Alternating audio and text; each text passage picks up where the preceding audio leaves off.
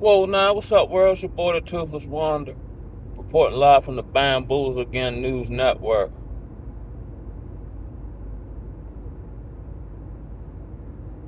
This is just a freestyle off the dome. Uh, Last night I came across some information. Now I try to stay abreast of things, just for informational purposes. But I saw that, I believe yesterday or the day before. Yeah, it had to been yesterday since it was Monday. The stock market suffered its worst one-day losses, I think, in history. I also saw some, reportings of Warren Buffett selling a bunch of his shares in his own company, and so on and so forth.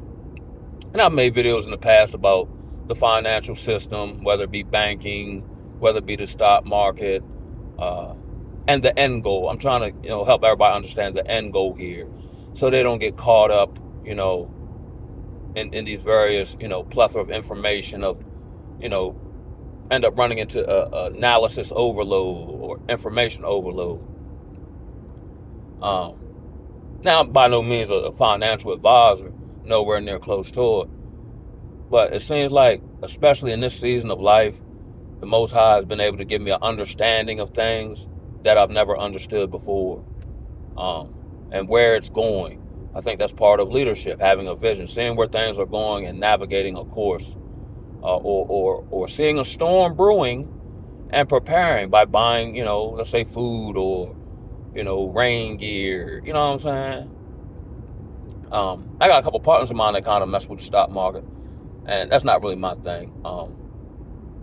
And I guess the stock market was riding high, but I was talking to my partner. I'm like, okay, it's riding high. That's what's up. But how is it riding high if you go on social media or you analyze this data of unemployment or what's that called? Like income doesn't is isn't up to par with inflation, or like you might get a 2% raise in your cost of living or whatever, but the inflation is at 7%. So you're making more money, but it shows on paper you're making more money, but it doesn't keep up with expenses and services, which have gone up another 5%. You know what I'm saying? Just like, back in the day, let's say the early 2000s, you make $20 an hour, you was halfway all right. You know what I'm saying? Or if you got to that $20 an hour mark. But now, $20 is almost like the new minimum wage. You know what I'm saying? Because of inflation. Um, it's like I discussed in other videos about, and people do this in a social way, where they'll give, if you just let them talk, they try to like speed bag you with a whole bunch of words and information. But then when you break it down and analyze it, they make contradictory statements. You know what I'm saying? Like, okay, in reference to the stock market, financial system, banking, whatever. Okay, prior to Monday, it was riding at an all-time high. Corporate America was making more money than it's ever made, right? But yet the average American is working 2 and 3 jobs and gig apps or whatever the case may be to make it. So how do those seemingly polar opposites that are interconnected, because typically the consumer or whoever is the fuel of the economy, consumerism. So how are all these corporations reporting record profits to their shareholders and so on and so forth, but the people who fuel these profits are struggling? And my partner never really had a concrete answer for that. Neither do I, other than the system is artificially propped up, which I believe it to be. Not that I have a whole bunch of analysis to show you. I just know it is, just based on the eyeball test and just everyday data. And now we have to look at when like, okay, just in your personal life, if Warren Buffett has these various companies and he's selling shares of his own company, essentially a corporate yard sale, that should be a sign. That's no different than me, liquidating my own assets to restructure. You know what I'm saying?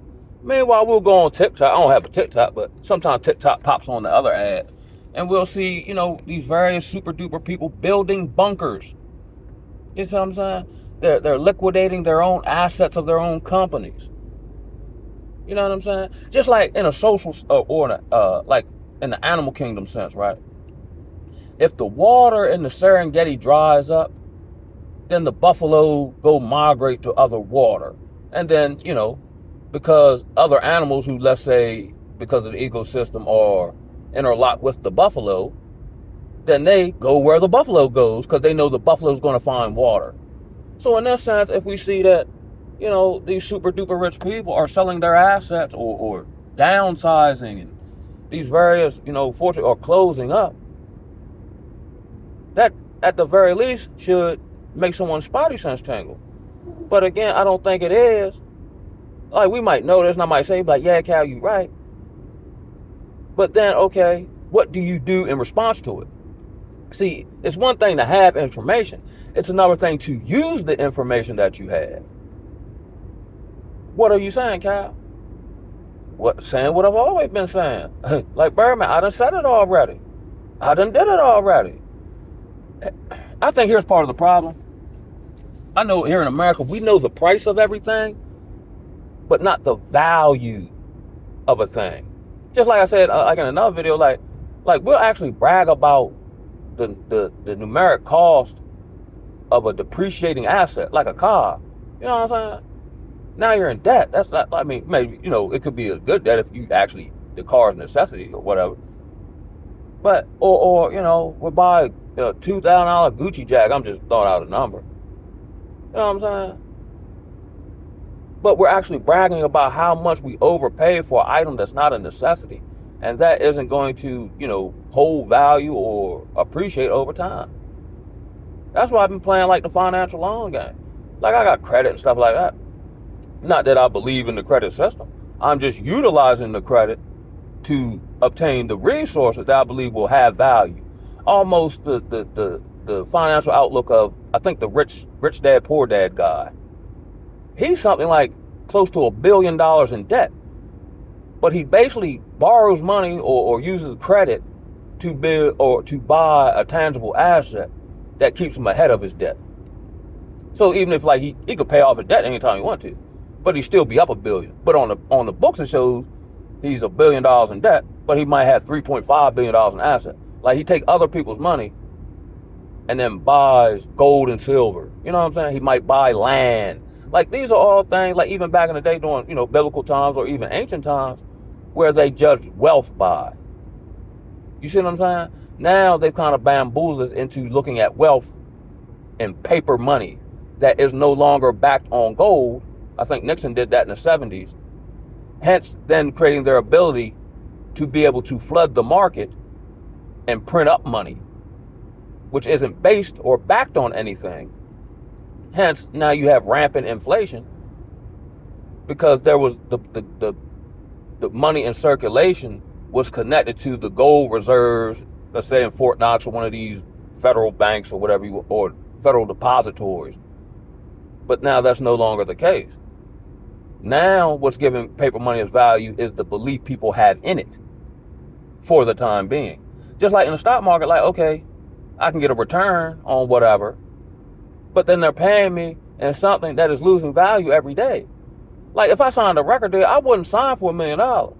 I would sign for buy the farm, buy me a farm and put it in my name and let me see it. You see what I'm saying?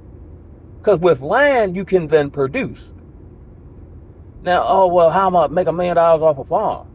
But see, here's that thing. Like, okay, you work, you go to school, right, to do, the main basic 3 things. Food, shelter, clothing. If you knock 2 of those expenses out with land, a home, and your ability to grow or produce your own food, you're infinitely wealthy because the vast majority of your money goes to that and the upkeep and the maintenance of that. But I don't think that the average, well, I don't say the average mind, but the regular mind doesn't think along those terms, especially, as we've been kind of herded into consumerism, where our basic necessities are provided by someone else. This is why the Amish don't have problems. Technically, you can make the argument the Amish are wealthy. How much money actually flows out of the Amish community? They build their own homes, they grow their own land, they intermarry and, their families do business amongst each other. They sell stuff to us, like these Amish, homes and so on and stuff, but they don't have to buy nothing from us. You see what I'm saying? In and of itself, that's wealthy. I provide a service to you But I don't necessarily need you. Because what you could provide or offer me, I can do for myself. Did you see during COVID time? Did you see, the Amish running to population centers to get treated for COVID?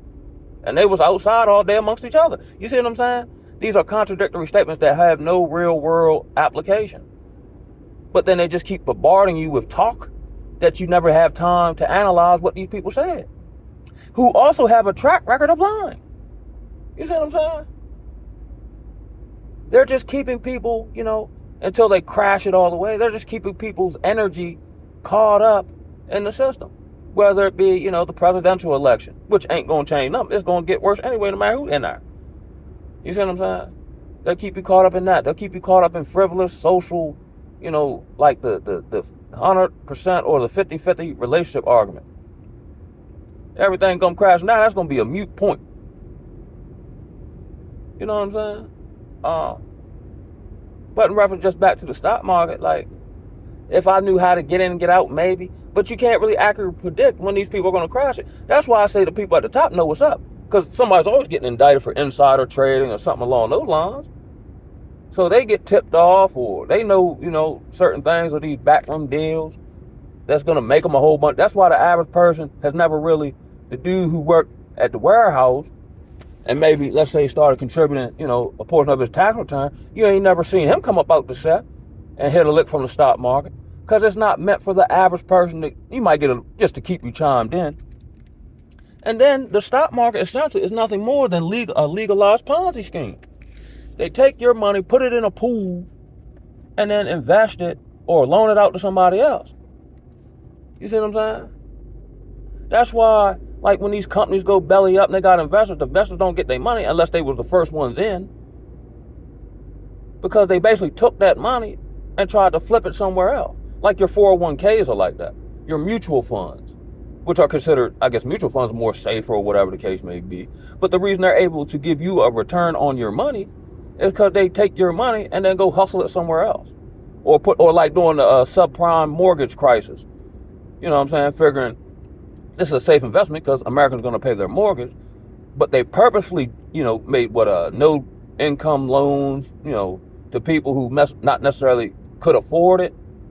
And then, so what they call them, derivatives, like overseas. And then when people started defaulting on their mortgages, then the derivatives started defaulting, which caused a ripple effect globally. You see what I'm saying? All this stuff is interconnected. And if you go into, and here's my thing with these so-say stock gurus, right? When they just had the G2 or the G4 summit, whatever they call that, they were talking about, digital currency, one world currency. And these are the people who own Chase Bank and, the treasury secretaries of foreign countries.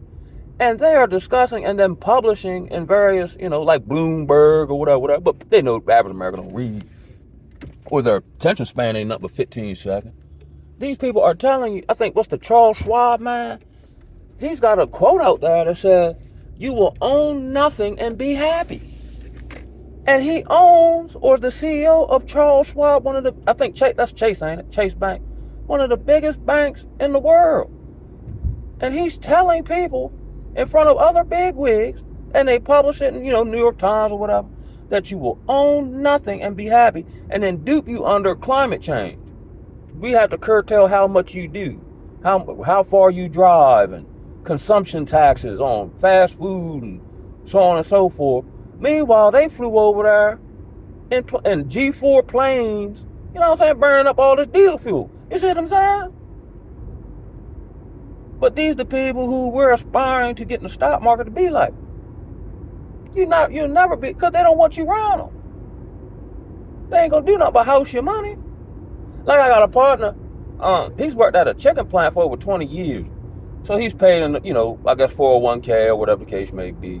Now, you can't tell nobody what to do with their money. But I'm like, cuz, you ever thought about pulling? But I got a certain amount of years before they hit me with the penalty. I'm like, cuz, if we just look at all the stuff going on here, you really trust them people with your money? If I was a financial advisor, 50% of 100 is better than nothing.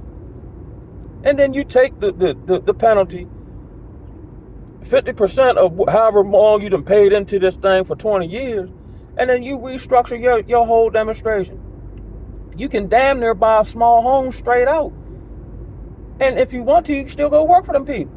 You see what I'm saying? Instead of putting your whole financial fortune or future in the hands of someone else who you don't even know. Like, isn't that, like, you know what I'm saying? Like, that even, like, didn't make any sense to me when I was younger and figured out, finance to a certain degree. So I'm like, in order for me to be successful, I gotta put my money in this institution, or I'm successful because I allow these people to manage my money. That don't sound like success to me. I want to manage my own money. But then I started to understand, like, that's why I'm in the credit now, because it helps you to navigate or be able to operate in the system. It's what I want to call the what was my man from Shawshank, the Andy Dupree tactic. I'm in prison. I realize I'm in prison, and I want to get the hell out of here, but they're not going to let me out. So what I do is, as I navigate through the prison, I utilize the resources around me to help me get out of the prison. No matter how long it takes, I'm in prison. What else am I going to do with my time but try to get out of here? The Kunta Kinte mindset. I want free by any means possible. You see what I'm saying? I think wealth and finance, just like if you go to jail, right? There's no, for the most part, from what I understand, there's no money in jail. But business is conducted all day, every day. Because money then becomes what people deem necessary or valuable, like soups and, you know what I'm saying? Let's say, cigarettes or drugs. Those things become a form of currency and legal tender in that particular situation. You see what I'm saying? And this talks about in the word where it says a loaf of bread will cost a man's a day's wage. In the real world application, that's hyperinflation. Ain't that what we saying now? This is elementary, my dear Watson. We're supposed to be in the world, not of it. You know what I'm saying? Like, I go to a job, I'm at the job, but I'm not immersed in it. You know what I'm saying? I don't know, man. That's just a quick one, man. I don't know, bro. Like, my financial outlook is I'm of the, if you can't touch it, you don't own it mob. Man, like, or a tangible asset, which is typically like real estate assets, gold and silver. You know what I'm saying? Like, okay, we don't think of farmers as, like, when you think of wealth, you think maybe like the stock guy or the dude with the suit on with the Rolex. More oftentimes than not, from generational wealth speaking, your local farmer got more sweet potatoes than him. You might see a guy with a Rolls Royce that's, let's say he got a used Rolls Royce for $150,000. Well, I don't know if you can see that type of line. A combine is worth $250,000. You see what I'm saying? And that combine that's $250,000 is used to produce a commodity that people need, like corn. You see what I'm saying? Look. And then, there are numerous applications or uses of corn. Tortillas, you know what I'm saying? Just regular corn. Feed for animals. You see what I'm saying? That's wealth producing.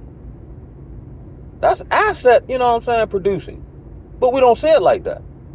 That's why China coming over here and buying up all the farmland. We got to change the way we look at just finances and what we believe wealth accumulation to be, especially as we see the system falling apart. And even if you don't want to believe that it's falling apart, you still feel that it's falling apart when you go to the bank or when you go to the grocery store. You know what I'm saying? I just leave y'all with this analogy of the ant isn't scared of winter. He just preparing the summer. when it's behooving of him to do so. And with that, man, I'm going to holler at y'all, man. Ooh, ah.